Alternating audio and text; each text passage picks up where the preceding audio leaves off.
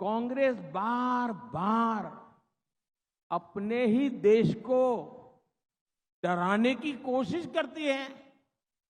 वो कहते हैं संभल के चलो, पाकिस्तान के पास एटम बम है, पाकिस्तान के पास एटम बम है, पाकिस्तान के पास एटम बम है।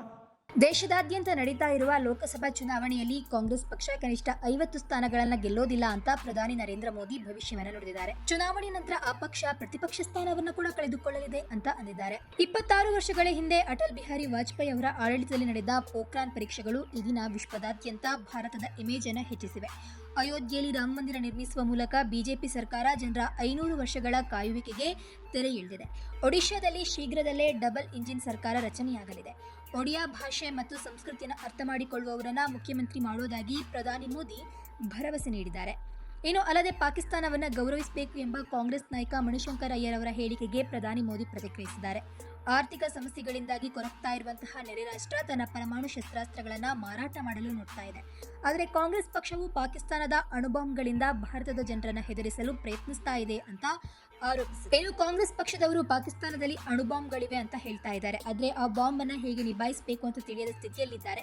ಅವರು ತಮ್ಮ ಬಾಂಬ್ಗಳನ್ನ ಮಾರಲು ಯತ್ನಿಸ್ತಾ ಇದ್ದಾರೆ. ಆದ್ರೆ ಅವುಗಳನ್ನ ಖರೀದಿಸಲು ಯಾರು ಮುಂದೆ ಬರ್ತಾ ಇಲ್ಲ. ಅಲ್ಲದೆ ಕಾಂಗ್ರೆಸ್ನ ದುರ್ಬಲ ನಿಲುವಿನಿಂದಾಗಿ ಜಮ್ಮು ಮತ್ತು ಕಾಶ್ಮೀರದ ಜನರು 6 ದಶಕಗಳಿಂದ ಭಯೋತ್ಪಾದನೆಯನ್ನು ಅನುಭವಿಸಬೇಕಾಯಿತು ಅಂತ ಪ್ರಧಾನಿ ಮೋದಿ ಆರೋಪಿಸಿದ್ದಾರೆ.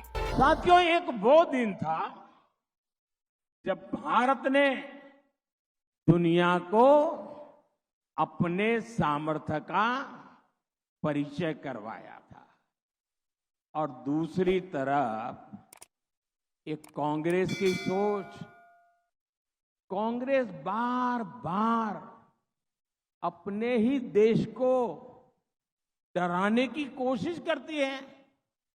वो कहते हैं संभल के चलो, पाकिस्तान के पास एटम बम है, पाकिस्तान के पास एटम बम है, पाकिस्तान के पास एटम बम है। ये मरे पड़े लोग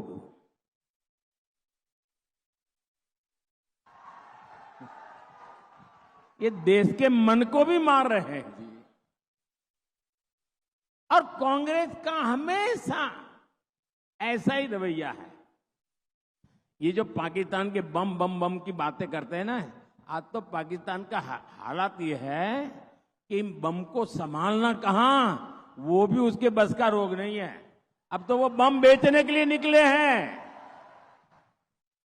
कोई खरीदने वाला मिल जाए। और लोगों को मालूम है क्वालिटी में सब नहीं है, वो माल भी बिकता नहीं है।